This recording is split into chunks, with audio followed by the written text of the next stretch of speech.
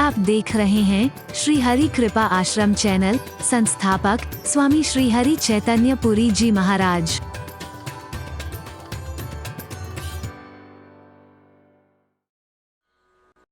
जैसे पता लगा कि फलाना व्यक्ति आ रहा है तो ये तो नंगे पैर भाग दौड़ कर गया, जाकर के गले लगाया। ये देखता क्या यार, मैं तो इससे नजरें चुराता था, इससे बच के निकलता था और ये इतना प्यार दे रहा है, लेकिन इसको इस समय प्यार और अपनापन अच्छा नहीं लग रहा है। इसका ध्यान तो वहां है कि कोई मेरा साथ निभा दे। मुझे तो आवश्यकता है एक व्यक्ति की जो मेरी गवाही दे सके। बड़े सम्मान पूर्वक इसे घर लेके आता है, प्यार से लेके आता है, बड़े प्यार से बिठाता है, आदर सत्कार करता है, लेकिन इसको कुछ अच्छा नहीं लग रहा। उन्होंने कहा भैया देखो ये सब बंद करो, मैं इस समय बहुत परेशान हूं। अरे बोले शांत होके बैठ, मैं हूं ना, मेरे होते तेरे को परेशान होने की आवश्यकता नहीं है। बोले भैया जिनके लिए खून पसीना बहाया उन्होंने मेरा साथ नहीं दिया, मैं तो तेरे से नजरें चुराता था, तेरे से बच के निकलता, तू मेरा क्या साथ देगा।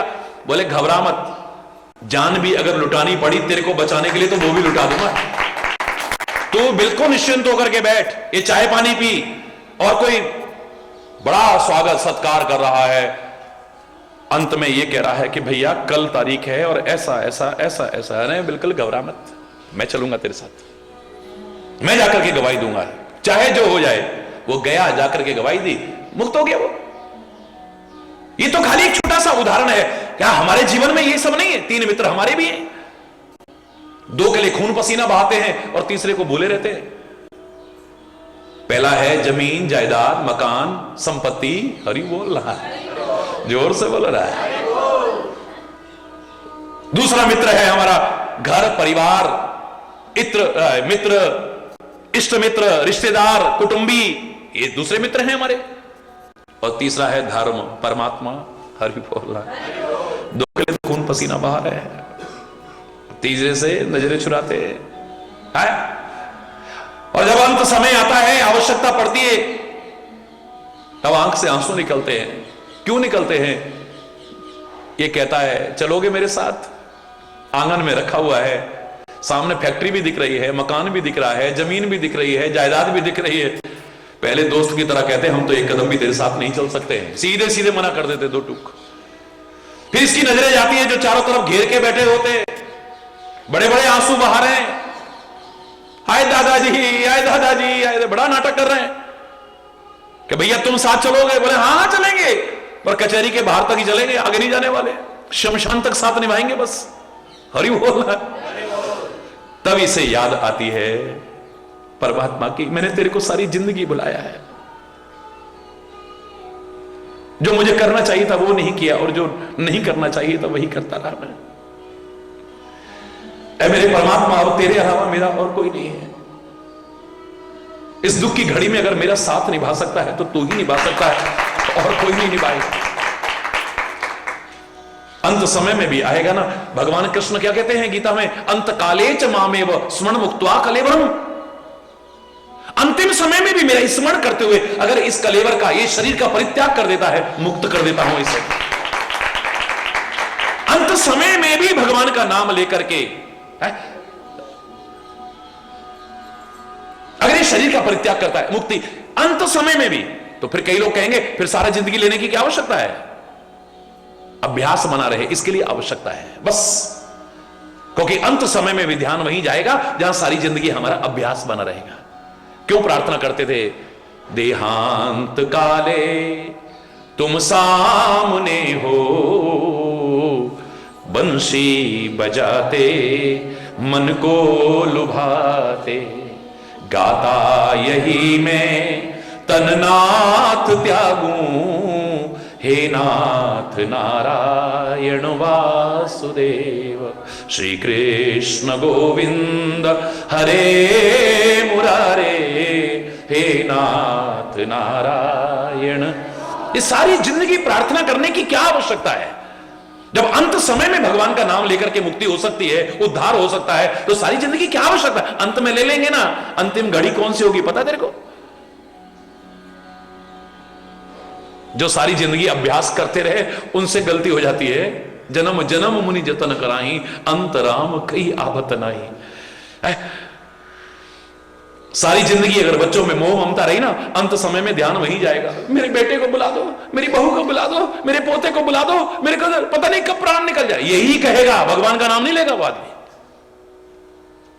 सारी जिंदगी अगर धन दौलत की तरफ ध्यान रहा, अंत समय भी देखो बेटा मैंने वहां इतना रख रखा है, इतना मैंने वहां रख रखा है, इतना उससे लेना है, इतना उससे, एक बार देना चाहे भूल जाए पर लेना नहीं भूलेगा। अरे बोलना जोर से बोल रहा, इतना वहां गाड़ रखा है, ध्यान वहीं जाएगा, वहां थोड़ी जाएगा। अंत समय में भी उसका स्मरण हो, इसके लिए सारी जिंदगी अभ्यास की आवश्यकता है।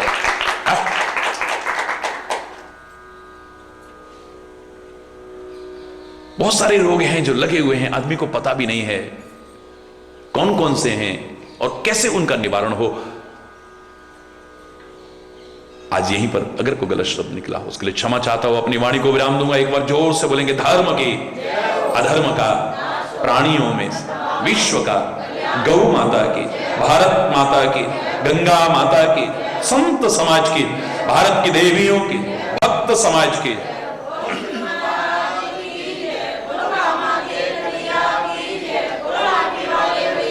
बोलो वृंदावन बिहारी लाल की जय। जय जय श्री राधे श्याम राम। हरि बोल, हरि बोल।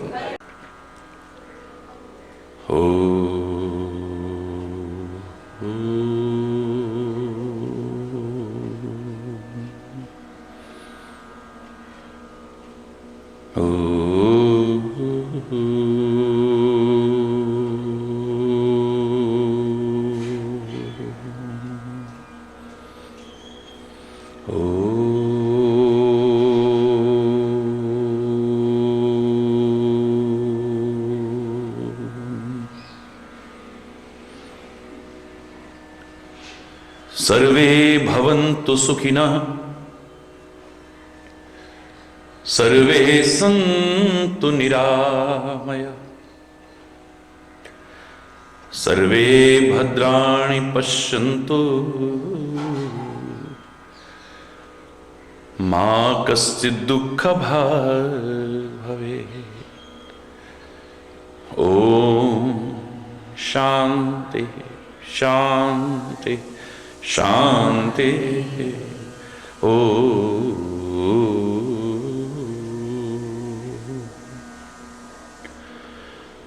त्वमेव माताश्च पिता त्वमेव, त्वमेव बन्धुश्च सखा त्वमेव, त्वमेव विद्या द्रविणं त्वमेव, त्वमेव सर्वं मम देव देव। ओम शांति शांति शांति।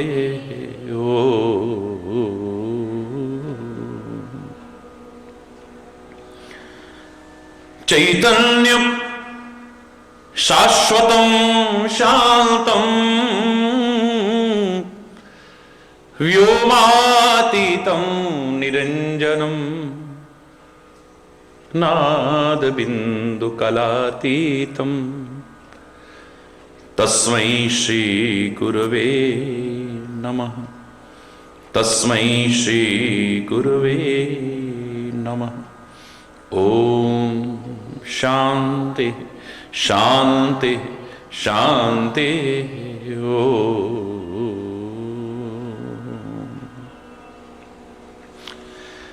इतनी शक्ति हमें दे न दाता,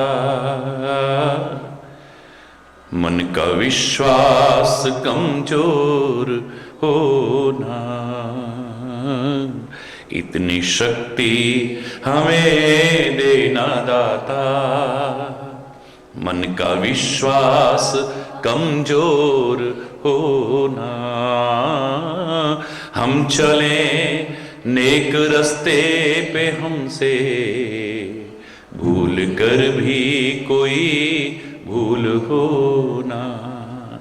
इतनी शक्ति हमें देना दाता, मन का विश्वास कमजोर होना। हम न सोचे कि हमको मिला क्या, हम ये सोचे किया क्या है अर्पण।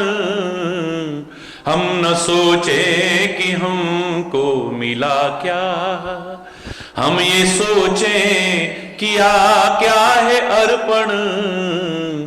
फूल खुशियों के बांटे सभी को, सबका जीवन ही बन जाए मधुबन। फूल खुशियों के बांटे सभी को, जीवन ही बन जाए मधुबन। अपनी करुणा का जल तू बहा दे, कर दे पावन हर एक मन का कोना। हम चले नेक रास्ते पे हमसे, भूल कर भी कोई भूल हो ना। इतनी शक्ति हमें देना दाता, मन का विश्वास कमजोर होना। हर तरफ जुल्म है, बेबसी है, सहमा सहमा सा हर आदमी है। हर तरफ बेबसी है, सहमा सहमा सा हर आदमी है। पाप का बोझ बढ़ता ही जाए, जाने कैसे थमी है। पाप का बोझ बढ़ता ही जाए, जाने कैसे ये धरती थमी है। बोझ ममता का घर तू उठा ले, तेरी रचना का भी अंत होना। हम चले नेक रास्ते पे हमसे, भूल कर भी कोई भूल होना। इतनी शक्ति हमें देना दाता, मन का विश्वास कमजोर होना। दूर अज्ञान के हो अंधेरे, तू हमें ज्ञान की रोशनी दे। दूर अज्ञान के हो अंधेरे, तू हमें ज्ञान की रोशनी दे। हर बुराई से बच के रहें हम, जितनी भी दे भली जिंदगी दे। हर बुराई से बच के रहें हम, जितनी भी दे भली जिंदगी दे। वैर होना किसी का किसी से, भावना मन में बदले की होना। हम चले नेक रास्ते पे हमसे, भूल कर भी कोई भूल होना। इतनी शक्ति हमें देना दाता, मन का विश्वास कमजोर होना। मन का विश्वास कमजोर होना, मन का विश्वास कमजोर होना।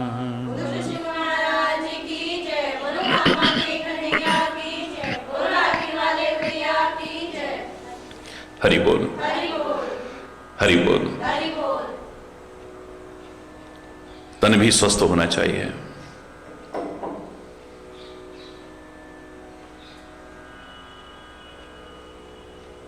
अगर हमारा स्वास्थ्य खराब है, नजरअंदाज मत करो, लापरवाह मत हो। सोच लो कि we have lost something. If the health is lost, something is lost. कुछ खो गया है हमारा। गलत नहीं कहा था, पहला सुख निरोगी काया।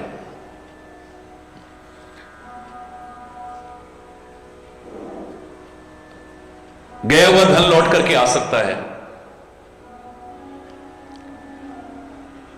लेकिन स्वास्थ्य समय लेता है।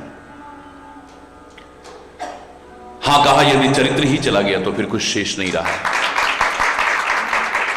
धन गया तो कुछ न गया, स्वास्थ्य गए कुछ जाता है। यदि चला चरित्र गया नर का तो फिर कुछ नहीं रह जाता है, कुछ शेष नहीं है। If the character is lost, everything is lost. सब खो दिया है हमने। लेकिन हो सकता है तन का स्वास्थ्य अच्छा हो हमारा, लेकिन जागरूक होइए, कहीं मानस रोगों से पीड़ित तो नहीं है हम। शायद ही कोई विरला ऐसा होगा जो बच पाया है इन मानस रोगों से।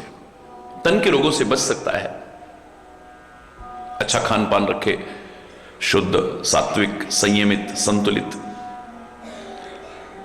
नियमित दिनचर्या रखे, शुद्ध विचार रखे, चरित्रवान बने, सतर्क रहे, स्वास्थ्य ठीक कर सकता है। लेकिन मानस रोग ऐसा कौन है? शायद कोई विरला ही, एक्सेप्शंस ही होंगे जो बचे हैं। ये सबके अंतर में होते हैं, और ये खतरनाक इसलिए भी ज्यादा है क्योंकि हमें नजर नहीं आते हैं। ये कमियां ऐसी हैं जो हमें एहसास भी नहीं होता, और जब तक होता है तब तक सब खो चुके होते हैं। छोटा सा उदाहरण ही मैंने आपसे दिया था कि बाहर कितनी भी लू चल रही हो, आग बरस रही हो, हमें पता चल जाता है। उससे बचने के हम उपचार कर लेते हैं अपनी अपनी सामर्थ्य के अनुसार। लेकिन अंदर क्रोध की आग जल रही है, द्वेष की आग जल रही है, ईर्ष्या की आग जल रही है, बदले की आग जल रही है, हमारा सब कुछ खत्म करती है, लेकिन हमें एहसास भी नहीं हो पाता है।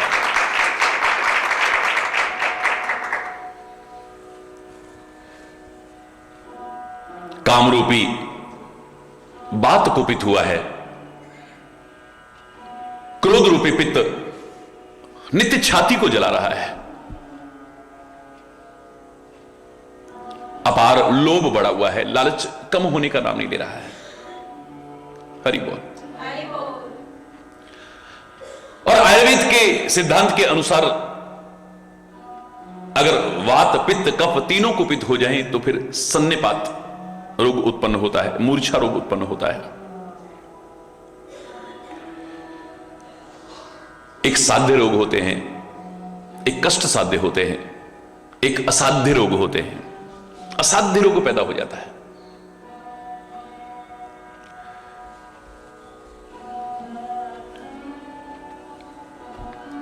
अगर काम भी है और काम से ही क्रोध उत्पन्न होता है, क्रोध भी है और साथ में लोभ भी है, तो समझ लीजिए कि व्यक्ति के जीवन की क्या दुर्दशा होगी, शायद उसे एहसास भी नहीं होगा। ये कोई सैद्धांतिक बातें नहीं हैं, व्यावहारिक बातें हैं, प्रैक्टिकल बातें हैं।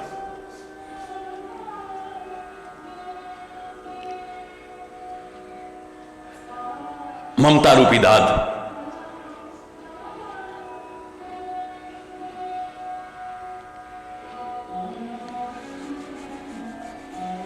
बहुत अच्छा लगता है दांत को जब खुजाते हैं तो। जितना खुजाते जाते हैं खुजली और बढ़ती चली जाती है। उस समय ठीक लगता है, लेकिन उसके बाद क्या होता है, घाव तक हो जाते हैं, गोल होता है, आदमी वहीं घूमता रहता है, बस मोह ममता के दायरे में ही। बहुत दुखद है ये ममता रूपी दाद, कंडू ईर्ष्याई।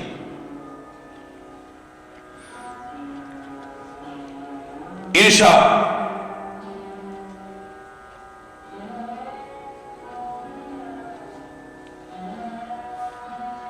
कंडों में खुजली जो हो जाती है, हरि बोलना। ये जो एक दूसरे से ईर्ष्या हम करते हैं, जलन करते हैं,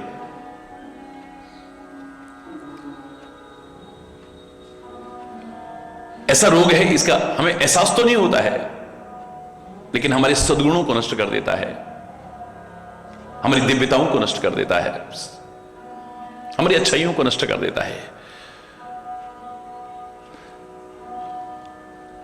हर्ष विषाद ग्रह बहुत आई है, हर्ष और विषाद रूपी गले के रोग हैं ये। हरि बोलना।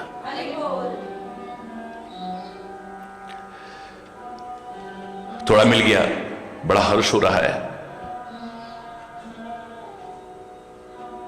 थोड़ा चला गया, विषाद हो रहा है।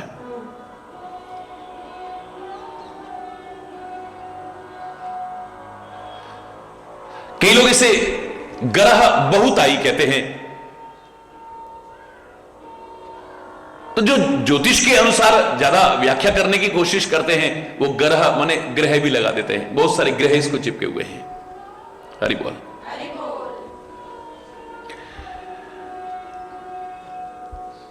अहंकार अति दुखद डमरुआ।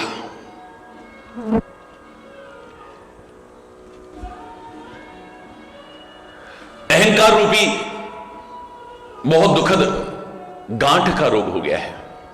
हरि बोल। जिगा जिगा जिगा जिगा मोटी मोटी गांठें निकल आती हैं, ये जो अकड़ा आ जाती है हमारे अंदर।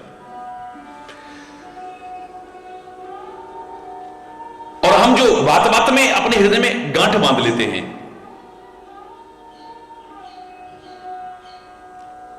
बहुत दुखद है। अच्छाई किसी की हमेशा याद नहीं रहती, किसी की जरा सी गलती को हम जिंदगी भर अपने अंदर में समेट करके रखते हैं। मैंने एक बार कहा था, कुछ चीजें ऐसी हैं उन्हें याद रखोगे तो जिंदगी संवर जाएगी, और कुछ चीजें ऐसी हैं उन्हें भूल जाओगे तो सुखी रहोगे। लेकिन हमें जो याद रखना चाहिए वो हम याद नहीं रख पाते हैं, और जिसे भूल जाने में भलाई है वो बार बार याद आती है, बार बार याद आती है। किसी ने हमारा अपमान किया, किसी ने कोई अपशब्द कहा, किसी ने कोई दुर्व्यवहार किया है, किसी ने कुछ बुरा चाहा या बुरा किया है, किसी ने हमारी बुराई की है, हमेशा याद रहती है, और परिणाम स्वरूप बदले की आग में हम जलते रहते हैं, कुड़ते रहते हैं।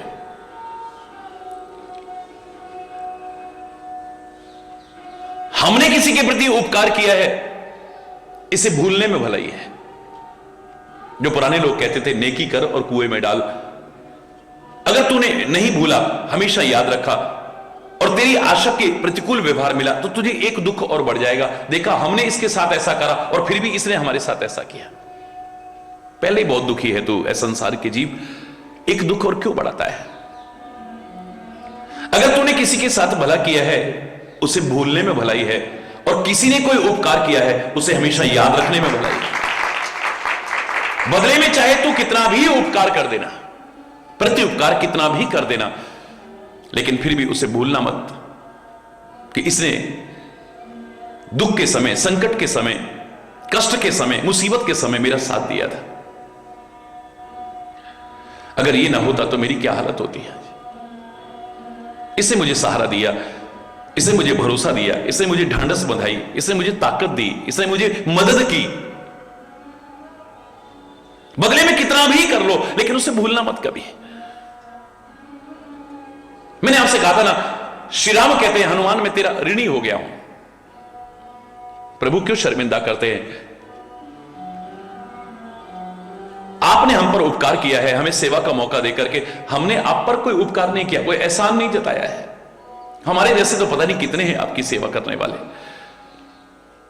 और आप आप राई को पर्वत कर दें, पर्वत को राई कर दें, मेरे जैसे कितने हनुमान पैदा कर सकते हैं आप? जो चेतन कहां जड़ करही, जड़ ही करही चैतन्य।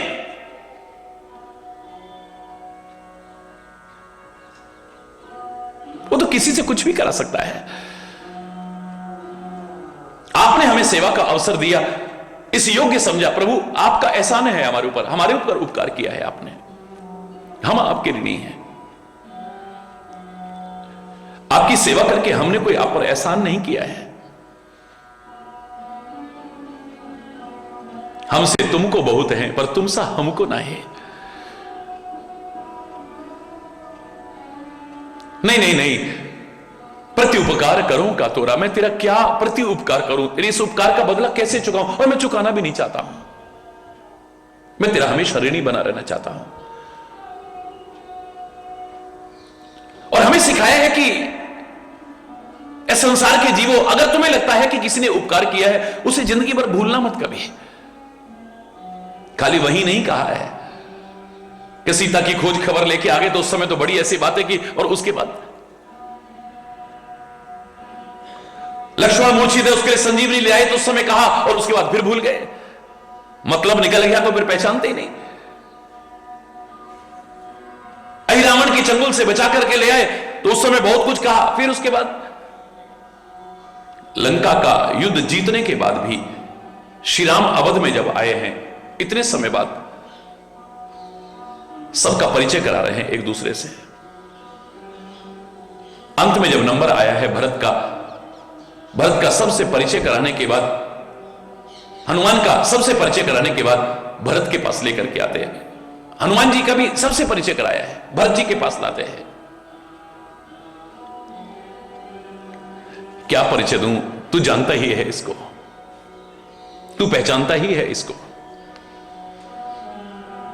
क्योंकि संजीवनी बूटी जब लेकर के आ रहे थे तो भरत जी ने ही तीर मारा था। परिचय हो चुका है तुम्हारा। मैं सीता की इच्छा पूरी करने के लिए गंगा के किनारे पूजा करने लगा, और ये ब्राह्मण का वेश धारण करके शुभ संदेश सुनाने तेरे को यही आया था कि श्री राम आ रहे हैं, श्री राम आ रहे हैं, लक्ष्मण और सीता के साथ में। परिचय नहीं दिया है, औरों के साथ परिचय कराया है हनुमान का। लेकिन भरत के सामने जब पहुंचे तो भरत भैया कपि से उऋण हम नाही, हे भरत भैया कपि से उऋण हम नाही। 100 योजन मर्याद सिंधु की लाग गयो क्षण माही। हे भरत भैया कपि से उऋण हम नाही। पूरा नहीं, हे भरत भैया इस कपि का ऋण कभी मैं चुका नहीं सकता हूं, कभी उऋण नहीं हो सकता हूं मैं। 100 योजन का सागर इसने मेरे लिए पार किया, सीता की खोज खबर लेकर के आया। लक्ष्मण जब मूर्छित हुआ तो लक्ष्मण के नहीं प्राण जा रहे थे, मुझे लग रहा था मेरे प्राण जा रहे हैं। इसने लक्ष्मण के प्राणों की नहीं, मेरे प्राणों की रक्षा की है। जब अहिरावण हम राम और लक्ष्मण को उठा करके ले गए, यही हमें पाताल लोक से बचा के लाया था।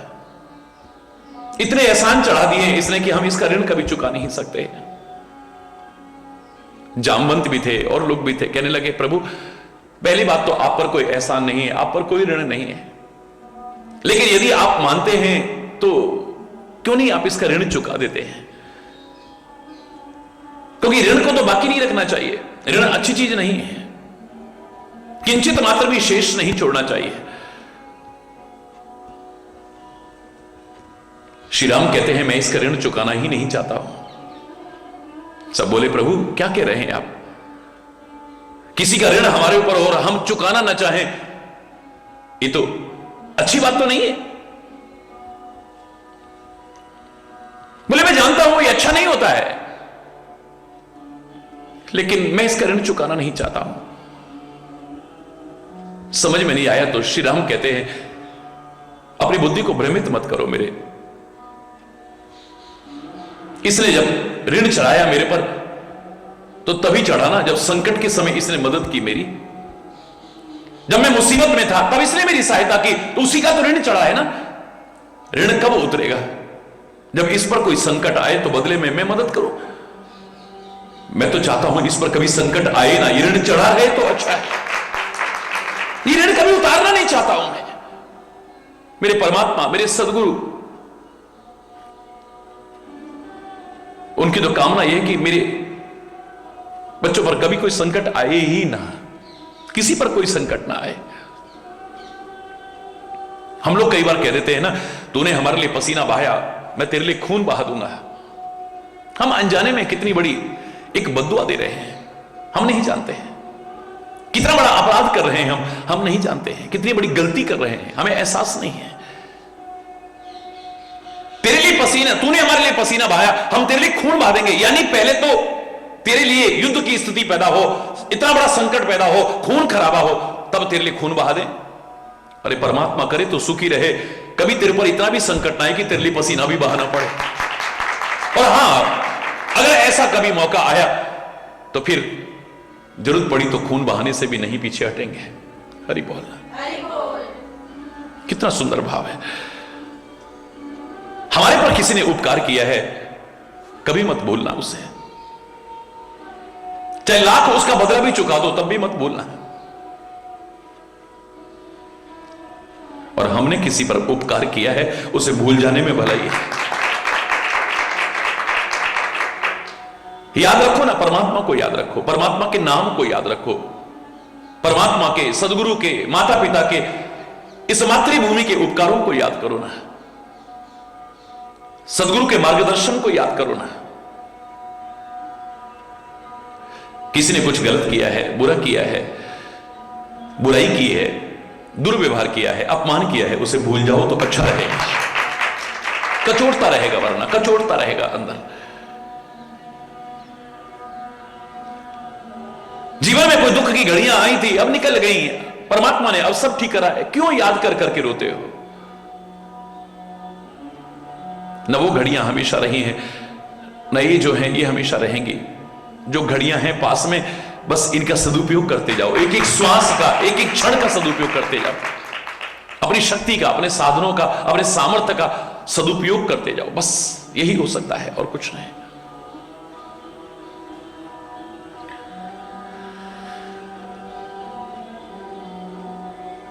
हर्ष विषाद गरह बहुताई, पर सुख देख चरण सोई छई। हरि बोल। दूसरे का सुख देख करके जो तुम्हारे मन में जलन पैदा हो जाती है, ईर्ष्या पैदा हो जाती है, ये समझ लेना कि टीवी की बीमारी लगी हुई है। जो दूसरे का मान सम्मान देख करके, दूसरे का अच्छा अच्छा देख करके, दूसरे की प्रशंसा देख करके मन में जलते हैं ना, या तो अवश्य ही एक दिन वो टीवी के रोग के शिकार होते हैं। नहीं होंगे तो कम से कम इसको भी टीवी से कम नहीं कह सकते। आप अंदर अंदर जल रहे हो, कुड़ रहे हो, अपने आप को गला रहे हो, तुम खत्म कर रहे हो अपने आप को। आज उपचार है इसके, इसको गरहा रोग कहते, गला देता था अंदर ही अंदर, खत्म कर देता था ये। आज परमात्मा की कृपा से अच्छे अच्छे उपचार होने लग गए हैं, लोगों की जिंदगियां बच रही हैं। क्षय रोग कहते थे इसको, क्षय माने क्षय होता रहता था, आदमी क्षय रहता, क्षीण होता रहता, क्षीण होता रहता है, हर तरह से शक्ति नष्ट होती जाती है। और दूसरे के सुख को देख करके, दूसरे के प्रभाव को देख करके जो जलन हमारे अंदर होती है, ईर्ष्या हमारे अंदर होती है, डहा हमारे अंदर होती है,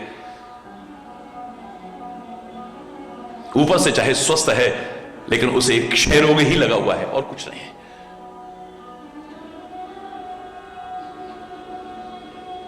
और अधिकांश लोग हैं ये मत सोचिए, वो शरीर का क्षय रोग तो गिने चुने लोगों को होता है, लेकिन ये क्षय रोग सबको लगा हुआ है, नजर नहीं आता है।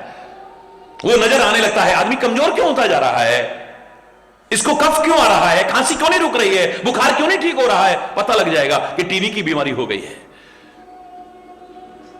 टेस्ट कराओ, बलगम का जांच कराओ, रक्त की जांच कराओ, छाती का एक्सरे लो, आप उपचार करना शुरू कर दोगे। लेकिन जो अंदर ही अंदर दूसरे के सुख को देख करके आप कुड़ रहे हो, इसका उपचार कहां से होगा? सोचो। अधिकांश लोगों की स्थिति मैंने जो कहा था वो गलत नहीं है। आज अपने अभाव से आदमी इतना दुखी नहीं है जितना किसी के बढ़ते हुए प्रभाव को देख करके दुखी हो रहा है। ये फल फूल क्यों रहा है? ये तरक्की क्यों कर रहा है? ये आगे क्यों बढ़ता जा रहा है?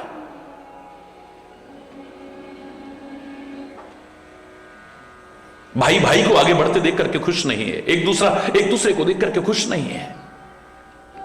इस समाज की इतनी दुर्दशा आज वर्तमान में अधिकांशतः देखने को मिलती है कि भूखे को कोई देने को तैयार नहीं है और खाते को देखने को तैयार नहीं है। भूखे को कुछ दे नहीं सकते और खाते को देख नहीं सकते हैं। इसके पास दो रोटी खाने को क्यों आ गई? कहां से आ गई है?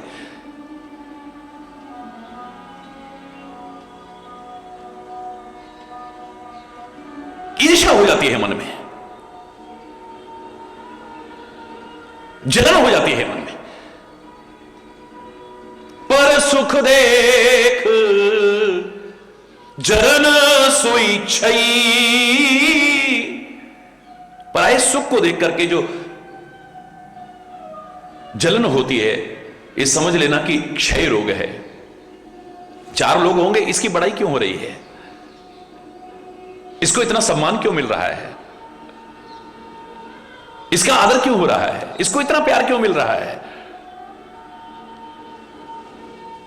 हम अपने कर्मों पर निगाह नहीं दौड़ाएंगे, अपने आचरण को नहीं देखेंगे, अपने स्वभाव को नहीं देखेंगे, अपने जीवन को नहीं देखेंगे, अपने चिंतन को नहीं देखेंगे, अपने कर्मों को नहीं देखेंगे।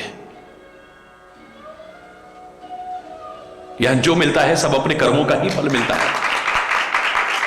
क्यों ना हम और अच्छे कर्म करें, और अच्छा स्वभाव बनाएं, और अच्छा आचरण रखें, और अच्छा चिंतन करें।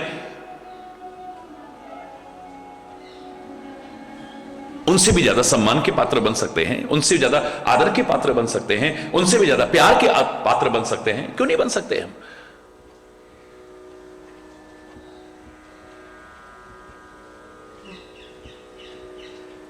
लेकिन हमें ईर्ष्या होती है, जलन होती है। याद करो, मैंने एक उतना सुंदर प्रेरक उदाहरण सुनाया था, क्योंकि विभिन्न स्वरूपों का जब मैंने विश्लेषण किया था तो भगवान श्री कृष्ण के स्वरूप का भी विश्लेषण किया था परमात्मा की कृपा से ही। और उसमें जब वर्णन करते करते मैं बांसुरी पर आया था, याद करो क्या कहा था मैंने? इस बांसुरी को देख करके गोपियों को ईर्ष्या हो गई है, जलन हो गई है। अर्धरात्रि में जब ये बांसुरी बजी, जिसका नाम लेकर के बजी है, सब खिंची हुई चली जाती है। दौड़ी दौड़ी दौड़ी दौड़ी सब यमुना की ओर भाग रही हैं। अर्धरात्रि का समय है। आप वर्णन देखिए, आप किसी की एक आंख में काजल है, दूसरे में नहीं है, ऐसे ही भाग दी है। किसी एक तरफ लाली लगी है, दूसरी तरफ लगाने लगी थी, बांसुरी में उसका नाम पुकारा, भाग दी है। श्रृंगार का वर्णन किया, दुनिया को दिखाने के लिए नहीं। अर्धरात्रि में व्यक्ति लोगों को दिखाने के लिए श्रृंगार नहीं करेगा। लोग, मैं जब कई बार कह देता हूं छोटे बच्चों में श्रृंगार की प्रवृत्ति अच्छी नहीं है, तो लोग कहते हैं उस समय भी तो वर्णन मिलता है। उस समय वर्णन मिल रहा है अर्धरात्रि में, और वो भी विवाहित गोपिकाओं का, जिनका उद्देश्य श्रृंगार करना दुनिया को रिझाना नहीं है, अपने स्वामी को रिझाना है, अपने पति को। अर्धरात्रि में किसको दिखाएंगे? आधी रात्रि में अगर श्रृंगार का वर्णन मिल रहा है तो किसको रिझाने के लिए कर रही है? क्षमा चाहते हुए कहूंगा, अब सारा दिन पति थका हुआ आ रहा आएगा, परेशान हो गए, उसके सामने तो अपने दुखड़े रोएंगे और अजीब सी शक्ल बना के खड़े रहेंगे। और जब बाजार जाना होगा, जब स्वामी साथ में नहीं है, उस समय अपने आप को श्रृंगार करके जाते हैं। किसको दिखाने जा रहे हैं? किसको रिझाने जा रहे हैं? किसको खुश करने जा रहे हैं? बताइए। बड़ा अटपटा सा लगेगा मेरा प्रश्न, लेकिन समाज की स्थिति को देख करके कहने पर मजबूर होना पड़ रहा है। चटकीले भटकीले कपड़े पहन के जा रहे हैं, कैसे कैसे कपड़े पहन करके जा रहे हैं। उस समय दुनिया भर के इत्र गुलेल फुलेल लगा, दुनिया भर का वो सब खुशबुएं लगा करके जा रहे हैं। जिसके लिए करना था उस समय तो वो आया तो सारा दिन का दुखड़ा उसके सामने रोना शुरू कर दिया। ये नहीं कहा कि प्यार से बैठाएं, पानी पिलाएं। मैं क्षमा चाहते हुए कहूंगा कि घर घर में जो कलेश की स्थितियां आ रही हैं, संबंधों की मधुरता समाप्त हो रही है, उसमें अनेक कारण में एक कारण ये हो सकता है। प्रश्न करते हैं लोग, इसलिए जवाब देना पड़ रहा है। तो जो जैसे थी श्रृंगार कर रही थी, अभी आधा भी हुआ है तो भाग दिए। सब अलग अलग रास्तों से चली आ रही हैं, लेकिन कहीं आकर के सारे रास्ते मिलते थे एक बिंदु पर। वाह, एक ही रास्ता चल रहा है अब, वो उधर से, वो उधर से, वो उधर से, उधर से। तुम आधी रात में कहां जा रही हो? उन्होंने कहा तुम आधी रात में कहां जा रही हो? तुम आधी रात में कहां जा रही हो? तुम आधी रात में कहां जा रही हो? अच्छा मुझे पता है, अच्छा मुझे पता है, अच्छा मुझे पता है। अब सब ये चर्चा होने लगी। इस सब के पीछे भाव क्या है कि रास्ते अलग अलग हो सकते हैं पर मंजिल सबकी एक है, परमात्मा। मंजिल सबकी एक ही है। सब जीवात्माएं सारी दौड़ी दौड़ी जाएंगी तो वहीं विभिन्न नदियां आखिर में कहां जाएंगी? सागर में ही। सबकी शरण स्थली तो एक ही है, जहां उसे परम शांति मिल सकती है, परम सुख मिल सकता है।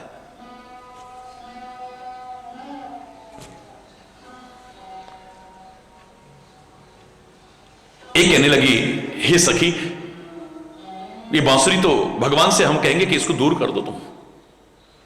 मुरली बैरन भई, आज तो हम जाते कहेंगे कन्हैया तेरी मुरली बैरन भई, सौतन भई।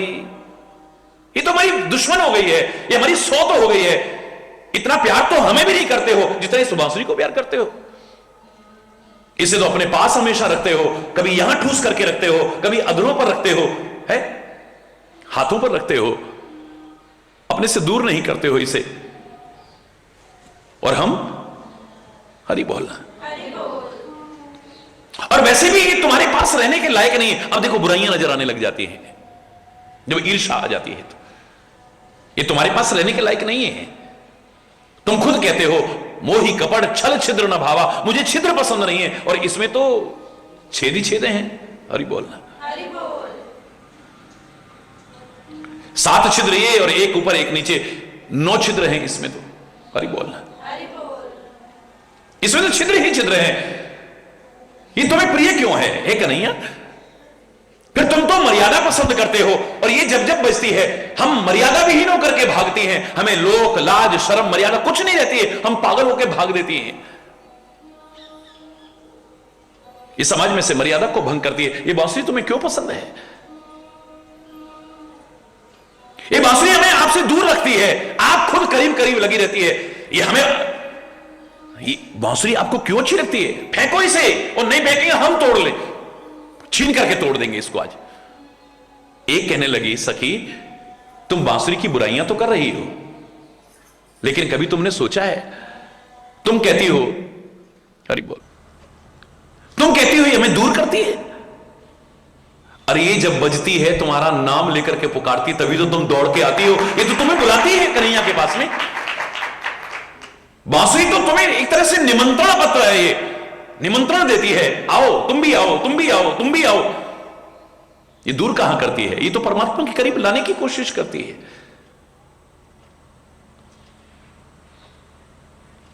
और हे सखी, तुमने कहा कि इसके छिद्र हैं, तो छिद्र तो हमारे शरीर में भी है। हमारे भी शरीर में 9 द्वार हैं।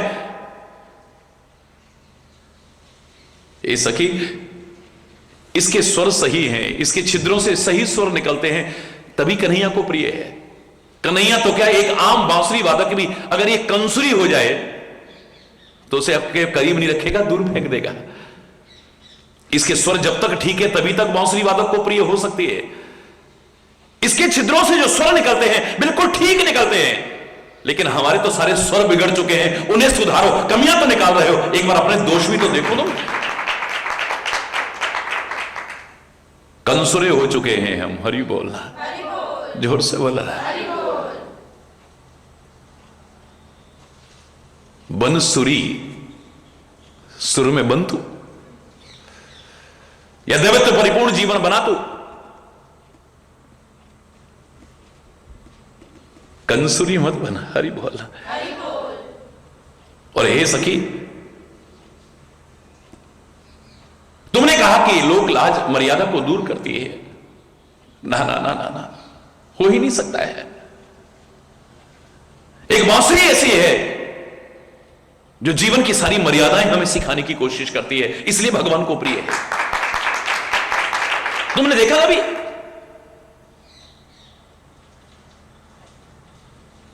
हम अपने आप को दुनिया के हाथों में सौंपते हैं और दिखावा क्या करेंगे? अब सौंप दिया इस जीवन का सब भार तुम्हारे हाथों में। एकमात्र यह है जो पूरा का पूरा जीवन का भार कहां सौंप देती है? बोलो ना, कहां सौंपती है?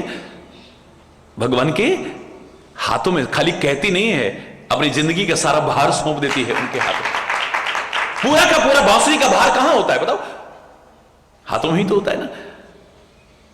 हम भगवान को भी, बड़ों को भी अपने मन के अनुसार चलाना चाहते हैं, उनके अनुसार नहीं बनते, उनको अपने अनुसार ढालना चाहते हैं। वाह वाह वाह वाह।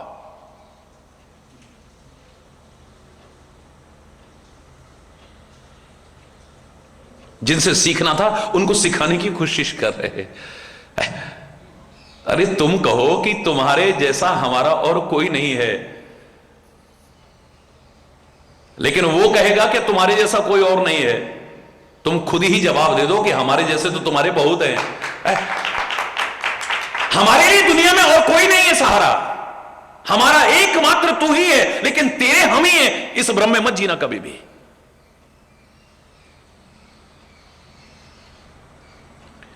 हरि बोलना। हमारा तेरे अलावा और कोई नहीं है। मेरे तो गिरधर गोपाल दूसरो ना कोई, मेरा दूसरा और कोई नहीं है। एकमात्र तू ही है मेरा, एक भरोसो, एक बल, एक आस विश्वास। और हमारा कौन है? कहने को सारी दुनिया है, तेरे नाते सब अपने हैं, वरना कोई अपना नहीं है। समय आते ही सब अपना रंग दिखा देते हैं। हरि बोलना। सचमुच जिसे अपना कहा जा सके,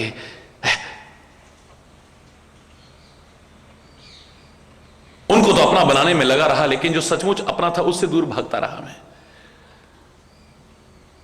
तुम तो जन्म जन्म थे मेरे, मैं ही रहा पराया, हरि में आप ही आप भुलाया। हे भगवान तो हमको भूल गया है। हे गुरु महाराज आप हमको भूल गए हो, महाराज जी आप हमको भूल गए हो। अरे हरि बोल रहा है, हरि बोल रहा है। कभी शांति से सोचेगा ना तो आवाज ये नहीं आएगी अंदर से आवाज आएगी, हरि में आप ही आप बोला। मैं भूल गया, तू नहीं भूला है। जिस दिन तू भूल गया ना तो उस दिन तो फिर हरि बोलना, जोर से बोला। हरि में आप ही आप भुलाया, अपने कर्म नहीं कुछ देखे, तुम पर दोष लगाया।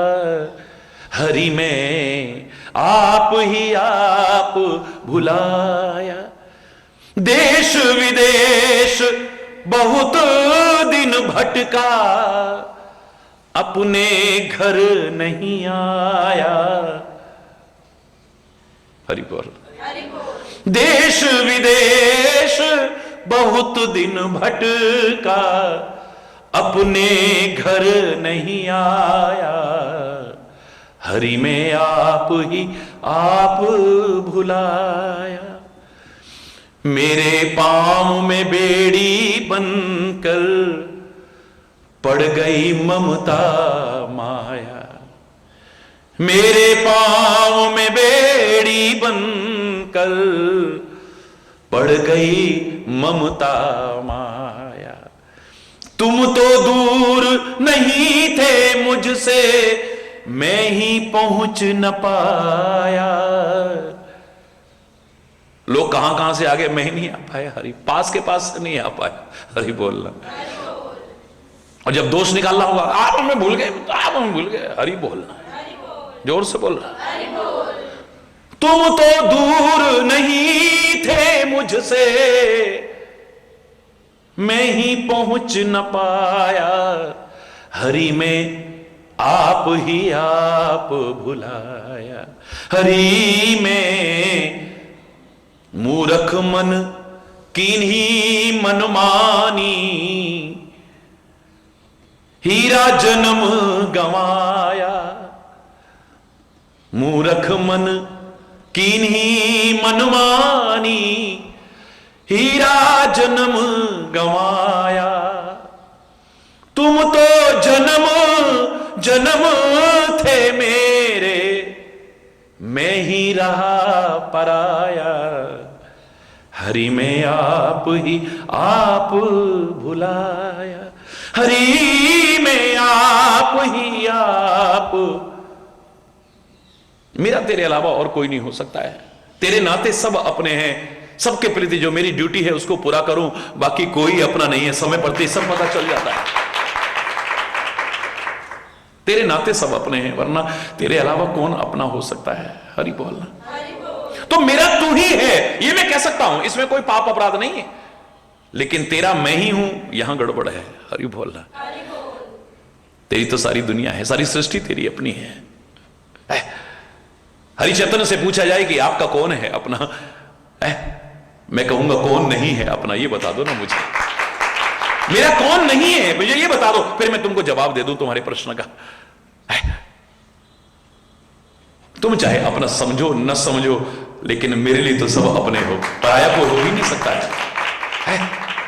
तभी तो मैंने कहा था, दुनिया कहती है कि संत परोपकार करता है। हरि चैतन्य दुनिया में पहली बार कहने की हिम्मत कर पाया कि संत परोपकार नहीं करता है। आंखें फटी की फटी रह गई दुनिया की, क्या कह रहे हो, एक नई बात। सारी दुनिया इस बात को कहती है। मैंने कहा बिल्कुल नहीं, मैं नहीं मानता हूं। परोपकार का तात्पर्य जो पर किया जाए। संत के लिए पराया कौन है मुझे बता दो, मैं कह दूंगा परोपकार करता है। संत के लिए पराया कोई है ही नहीं। वो सारी सृष्टि को अपना मानता है, जन जन को अपना मानता है, और जो कर रहा है वो परोपकार नहीं कर रहा है, एहसान नहीं कर रहा है, वो तो अपना समझ करके कर रहा है। फर्क कितना है, आप 4 आदमी का परिवार मानते हो, उदार चरिता नाम सु वसुधैव कुटुंबकम, उनके लिए सारी पृथ्वी अपना घर है, और घर के सदस्यों पर जो किया जाए उसे परोपकार नहीं कहते हैं। तुम अपने बच्चे को खाना खिलाते हो, ये परोपकार की श्रेणी में नहीं आता है। तुम अपने बच्चे को स्कूल में एडमिशन दिलाते हो, ये परोपकार की श्रेणी में नहीं आता है। तुम उसके लिए कपड़े लेकर के आते हो, ये परोपकार की श्रेणी में नहीं आता है। तुम उसके लिए इंतजाम कुछ भी करते हो, ये परोपकार की श्रेणी में नहीं है। जो तुम्हें पर लगता है, पराया लगता है, अपना नहीं लगता है, और आवश्यकता पड़े तो उसकी भी सहायता करो, वो परोपकार की श्रेणी में हो सकता है। अरे बोल, सीधी सीधी व्याख्या है, सीधी सीधी। संत की महिमा कम नहीं कर रहा हूं मैं, तो संत की महिमा और बढ़ा रहा हूं। जैसे परमात्मा के लिए कोई पराया नहीं है, आकाश के लिए कोई पराया नहीं, पृथ्वी के लिए कोई पराया नहीं है, नदियों के लिए कोई पराया नहीं है, समुद्र के लिए कोई पराया नहीं है, पर्वतों के लिए कोई पराया नहीं है, हवाओं के लिए कोई पराया नहीं है। ऐसे ही संत के लिए, महापुरुष के लिए, सदगुरु के लिए कोई पराया हो ही नहीं सकता है, सब उसके अपने हैं। हरि बोलना।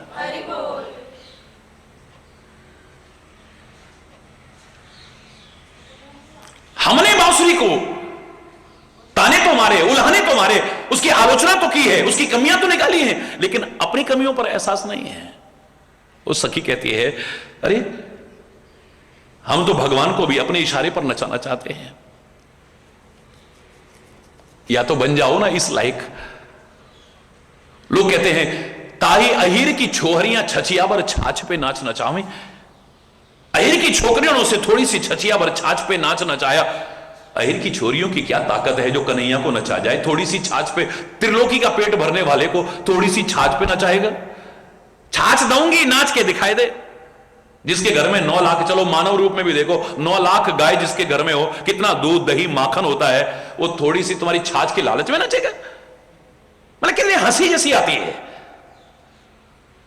अहिर की छोरियों की ताकत नहीं है, उस छाछ की ताकत नहीं है, उनका जो प्यार है उसकी ताकत है, उस पर नाचता है कि नहीं। अगर प्यार ना हो तो छाछ तो क्या, अमृत भी दो, मेरा कन्हैया नहीं लेने वाला है।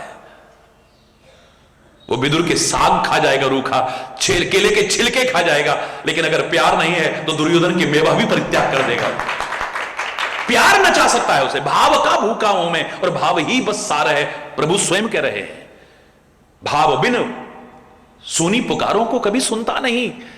भाव की एक टेर भी करती मुझे लाचार है।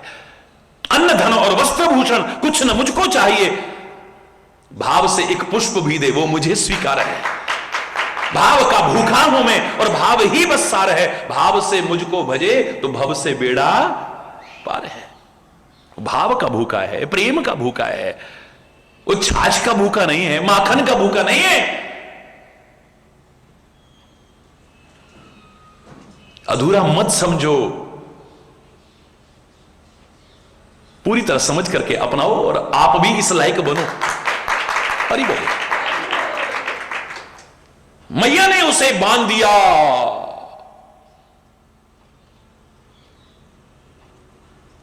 उखल से बात। यशोदा मैया ने उखल से बांध। यशोदा की कहां ताकत है उसको उखल से बांधे। हरि बोल। कोई सिद्ध करके दिखा दे कि यशोदा ने बांधा है। यशोदा जब तक बांधने की ताकत आजमाती रही, बांध ही नहीं पाई। घर की रस्सी खत्म हो गई, नहीं बांध पाई। रस्सी में रस्सी बांधती जा रही है, रस्सी में रस्सी बांधती जा रही है। पड़ोस से ले आई, सारे नंदगांव की रस्सियां ले आई, लेकिन नहीं बांध पाई है। सारे गांव की रस्सियां आ गई, लेकिन नहीं बंधा, नहीं बंधा। उसने गोकुल में एक अद्भुत दृश्य दिखाया है, ब्रजभूमि में अद्भुत दृश्य दिखाया है। सारी रस्सियां आ गई, नहीं बंधा। अंत में फिर वही, कहीं 2 अंगुल कहते, कहीं 2.5 अंगुल कम रह जाती है। हरि बोलना। कांपने लगी अंदर से, घबराने लगी अंदर से, अंदर ही अंदर प्रार्थना की, आंखों से आंसू बरस गए। एक नहीं है, मेरी लाज रख ले। एक क्षण नहीं लगा, जो लाख प्रयास करके नहीं बंध पाया था, कन्हैया तुरंत बंध गया। 2.5 अंगुल कम पड़ी, 2.5 अंगुल। कथा तो सब करते हैं, लेकिन 2.5 अंगुल क्या है ये? मुझे लगता है 2.5 आखर प्रेम का पढ़े सुपंडित हो। जब तक प्रेम का अभाव है तब तक कन्हैया नहीं बंधने वाला है। प्रेम के बंधन में तो बन सकता है, कोई अहंकार करे कि मैं बांध दूं, मेरा कन्हैया नहीं बन सकता है कभी। दुनिया की किसी की ताकत नहीं है। सारी दुनिया के जगत पिता को, सारी दुनिया के पिता को पुत्र बनाने की सामर्थ्य दशरथ और कौशल्या में नहीं है, उनके प्रेम में है सामर्थ्य। सारी दुनिया के पिता को अपना पुत्र बनाने की सामर्थ्य वसुदेव और देवकी में नहीं है, नंद और यशोदा में नहीं है, उनके प्रेम में ताकत है। सारी दुनिया को बांधने वाले, जिसके अधीन सारी दुनिया है, उसको बांधने की ताकत यशोदा में नहीं है, यशोदा के प्यार में ताकत है। मां शब्द की गरिमा है, ममत्व की गरिमा है, अपरत्व की, वात्सल्य की गरिमा है, प्रेम की गरिमा है वो। हरि बोलना। अगर प्रेम ना हो तो गोपियां काहे की प्रतीक हैं? प्रेम की प्रतीक है। काहे की प्रतीक है? ज्ञान का प्रतीक आया था ना यहां इस ब्रजभूमि में समझाने के लिए। कौन? उदो है। क्या कहा था अंत में गोपियों ने? संभालो योग की पूंजी ना हाथों से निकल जाए, कहीं विरहाग्नि में तेरे ज्ञान की पोथी न जल जाए। है प्रेम जगत में सार, और कुछ सार नहीं। यहां प्रेम का खेल है। यहां तो प्रेम की बातें हैं ऊधो, बंदगी तेरे बस की। हरि बोलना। या प्यार रही है, कोरी बातें ज्ञान की तू हमको सिखाने आया है, एक बार सीख के जाए यहां से। नहीं नहीं नहीं, तुम उसको भज रहे हो, इतना तो ब्रह्म की आराधना करो, तुम योग करो, तुम साधन करो, ये करो। हरि बोल रहा। उधो मन न भय 10-20, एक हो तो सोई गयो श्याम संग, अब को आराधीस। तेरे ईश्वर की आराधना कौन करे? अब एक मन था वो तो हर के ले गया। वो 10-20 मन तो है नहीं, एक वहां लगा दो, एक वहां लगा दो। जो इस धोखे में रहता है ना, वो भी वहां भी वो कहीं का नहीं होता है। मन कोई 10-20 थोड़ी है, एक तरफ लगता है। और जिसका एक तरफ लग गया फिर दूसरी तरफ मन भी नहीं जाता है। फिर सिखाने लगा। फिर गोपियां कहती हैं, न चित्र लखा न चरित्र सुना, वह श्याम सुंदर को जाने ही क्या। मन में न बसे मनमोहन तो वह ठान किसी की ठाने ही क्या। जिस बंदर ने इमली ही चखी वह स्वाद सुधा पहचाने ही क्या। जिसने कभी प्रेम किया ही नहीं वह प्रेम की आहों को जाने ही क्या।